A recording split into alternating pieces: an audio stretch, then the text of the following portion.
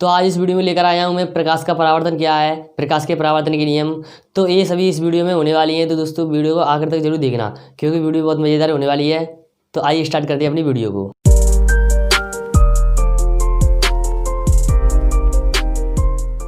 तो दोस्तों हमने प्रकाश का परावर्तन की परिभाषा लिख ली है। तो अब हम समझेंगे कि प्रकाश का परावर्तन होता क्या है। तो आइए परिभाषा को पढ़ते हैं इसकी हम। तो परिभाषा क्या है, जब कोई प्रकाश किरण किसी चमकदार पृष्ठ पर आपतित होती है और टकराकर उसी माध्यम में वापस लौट जाती है, इसे ही प्रकाश का परावर्तन कहते हैं। तो दोस्तों ये तो हो चुकी हमारी परिभाषा।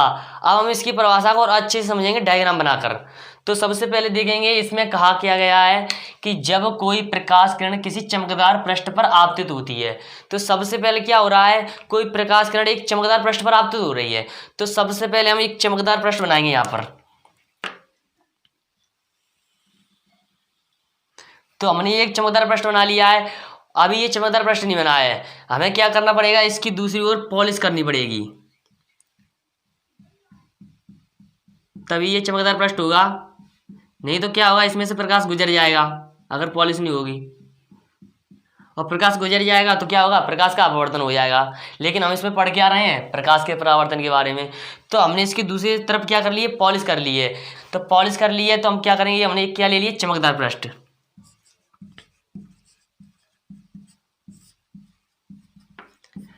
अब हमने ये चमकदार पृष्ठ ले लिया है। अब देखेंगे परिभाषा क्या कह रही है, जब कोई प्रकाश किरण किसी चमकदार पृष्ठ पर आपतित होती है, आपतित यानी इस पर आकर टकरा रही है। तो कोई एक प्रकाश किरण है, यहाँ से हम मान लेते हैं यहाँ से प्रकाश किरण आ रही है और यहाँ इस पर आपतित हो रही है। ये चमकदार पृष्ठ है, इस पर आपतित हो रही है। यहाँ से प्रकाश किरण आई और इस पर चमकदार पृष्ठ पर क्या हो रही है, आपतित हो रही है। और फिर क्या हो रहा है, और टकराकर उसी माध्यम में वापस लौट जाती है। और क्या कर रहा है, यहाँ से यहाँ पर प्रकाश किरण आई, यहाँ टकराई, यहाँ से टकराने के बाद क्या हो रहा है, उसी माध्यम में वापस लौट जाती है। तो ये उसी माध्यम में वापस लौट गई, उसी माध्यम वापस लौट गई। इसे ही प्रकाश का परावर्तन कहते हैं। इसे क्या कहते हैं, प्रकाश का परावर्तन कहते हैं। तो ये क्या थी हमारी प्रकाश किरण, ये क्या थी हमारी प्रकाश किरण। और इसे क्या कहते हैं हम, आपतित किरण भी कहते हैं।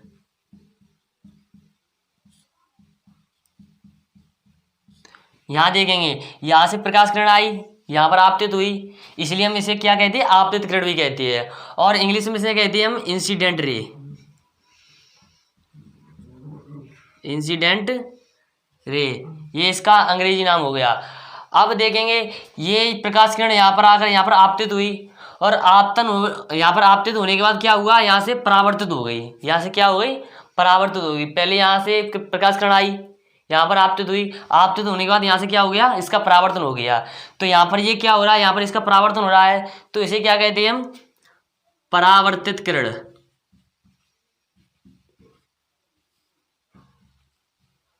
ये हमारी होगी परावर्तित किरण। और इसे इंग्लिश में कहते हैं रिफ्लेक्टेड रे।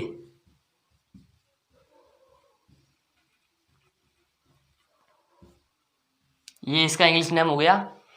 अब दोस्तों यहाँ पर देखेंगे, यहाँ पर सबसे पहले प्रकाश किरण यहाँ पर आपतित हो रही है, आपतित होने के बाद परावर्तित हो रही है।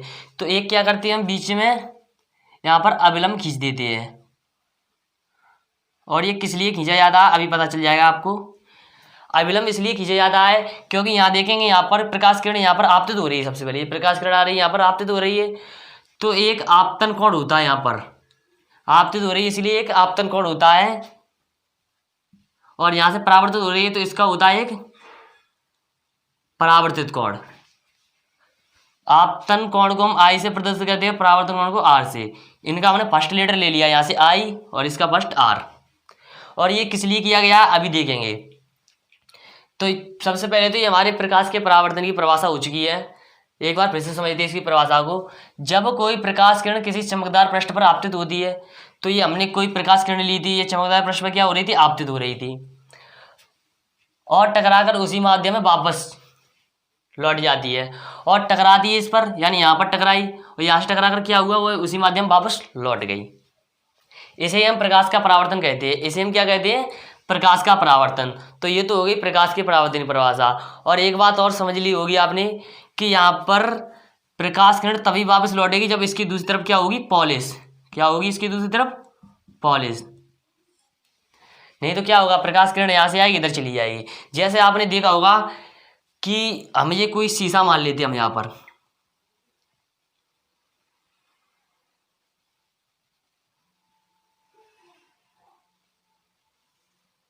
ये हमने कोई शीशा मान लिया। अब आप क्या करना है, ये शीशा है, यहाँ पर सूर्य है, यहाँ पर क्या मान लिया हमने? सूर्य मान लिया ये। अब सूर्य से जो प्रकाश आता है, आप क्या करना, शीशे को सूर्य की तरफ मोड़ना। शीशे का मुंह किस तरफ करना? सूर्य की तरफ।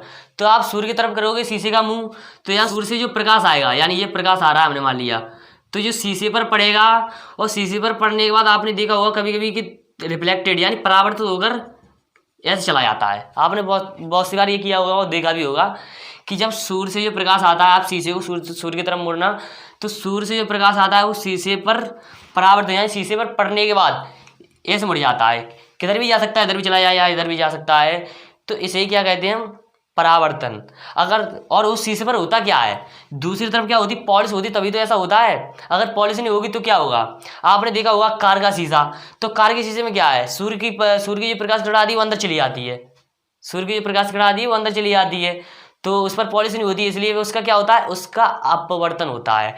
यहाँ पर हम परावर्तन के बारे में पढ़ रहे हैं, वो क्या होता है? अपवर्तन। तो दोस्तों उसकी भी मैं वीडियो बनाऊंगा आपके लिए, उसमें ये भी समझाऊंगा आपको।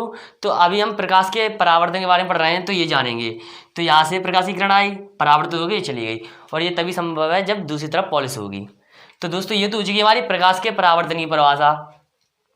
अब एक क्वेश्चन और है कि प्रकाश के परावर्तन के नियम क्या क्या हैं। तो अब इस वीडियो में प्रकाश के परावर्तन के नियम के बारे में जान लेते हैं। तो प्रकाश के परावर्तन के दोस्तों दो नियम होती है, दो नियम। अब मैंने बताया था ये किस लिए, ये क्या था? अविलंब। अविलंब इंग्लिश में कहते हैं परपेंडिकुलर। ये क्या है? अविलंब। अब ये अविलंब क्यों खींचा गया था, अब पता चलेगा आपको। तो यहाँ देखेंगे हमने प्रकाश के परावर्तन के दो नियम होते हैं, बताए थे आपको। तो यहाँ पर समझ लेते हैं दो नियम। सबसे पहला नियम होता है कि जो आपतित किरण है इसका कोण, यानी आपतन कोण, आपतन कोण का मान परावर्तन कोण के मान के बराबर होता है। पहला नियम क्या है? आपतन कोण का मान परावर्तन कोण के मान के बराबर होता है। तो आपतन कोण यानी क्या है हमारा? आई। तो कोण आई बराबर क्या होता है? कोण आर। तो एक तो नियम ये हो चुका हमारा कि आपतन कोण का मान परावर्तन कोण के मान के बराबर होता है, एक नियम ये हो चुका। अब देखेंगे दूसरा नियम क्या होता है। तो दूसरा नियम क्या होता है इसको भी जान लेते हैं। तो दूसरा नियम क्या होता है, इसी चित्र से बनेगा। देखें यहाँ पर कि ये क्या हमारी आपतित किरण, तो यानी आपतित किरण, और क्या हमारा? अविलंब, अविलंब, और ये क्या हमारा? परावर्तित किरण। यानी आपतित किरण और परावर्तित किरण और अविलंब, कौन कौन? आपतित किरण, परावर्तित किरण और अविलंब, तीनों क्या एक ही तल में होते हैं। यहाँ देखें एक ही तल में है कि नहीं, एक ही तल में होते हैं।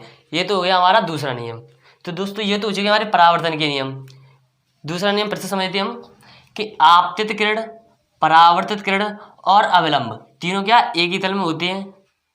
तो ये हमारा दूसरा नियम हो चुका है।